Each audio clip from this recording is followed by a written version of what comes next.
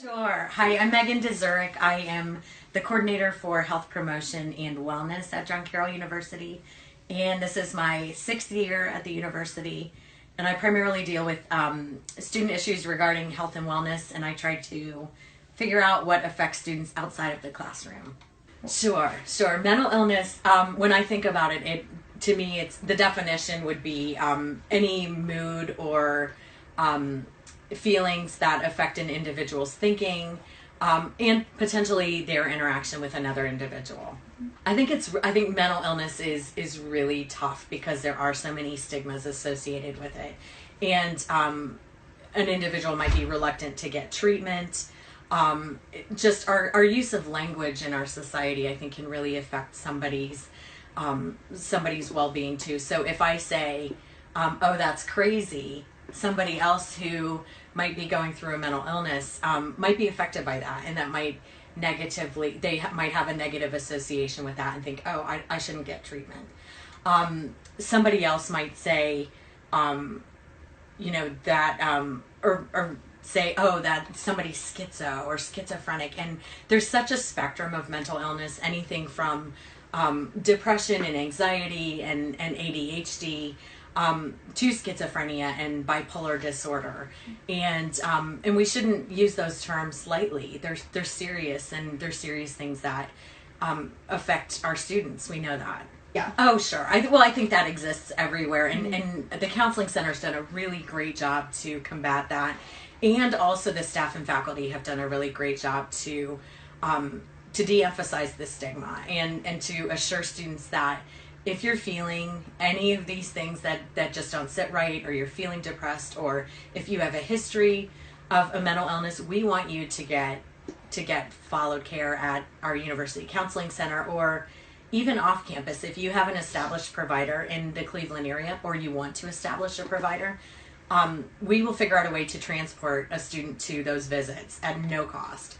To me, I think what's interesting is the reality is that 75% of mental illness affects people by the time they turn 24. So that is our college population. So if 75% of people who have mental illness get treatment before they're 24, that occurs when it's here, and it might be the onset of a mental illness when they get to campus. So we have to make sure that we walk that student, as a friend from Pacelli over across the street, across Belvoir, and go to the counseling center. It doesn't sound like a big thing, but even just walking in the door for some students, that can be a barrier. And not recognizing that, not knowing where our counseling center is, or not realizing that there are definitely other students that are affected by this. I think the most important thing is to listen and to assure the friend that that everything's going to be okay. They're normal. It's nothing to be ashamed of. I'm a big hugger, so I would say if your friend is willing to let you just physically give them a hug, I think that's a big thing, because I know for students there's that human touch sometimes is gone, so that can be really comforting to a person. It might absolutely offend another person, but if your friend is a recipient of hugs, that might be a really good way to start, to just say, "You know what, I'm your friend, I care about you, I'm concerned. I would love to walk over to the counseling center with you. Will you go with me?" So just to walk next to that person, this, when I think of like solidarity, that is solidarity, when you walk next to your friend across the street to the counseling center, or you go with your friend to tell your RA, "You know what, we're having some problems here. My friend is having some suicidal thoughts. What can you help us?" We want our students to absolutely have their eyes open, to not only help their friends, but to also help their hallmates, their classmates, anybody they see, in the community of John Carroll and beyond, to reach out and help them. I think just in the few 6 years that I've been here, I've seen great strides regarding mental illness.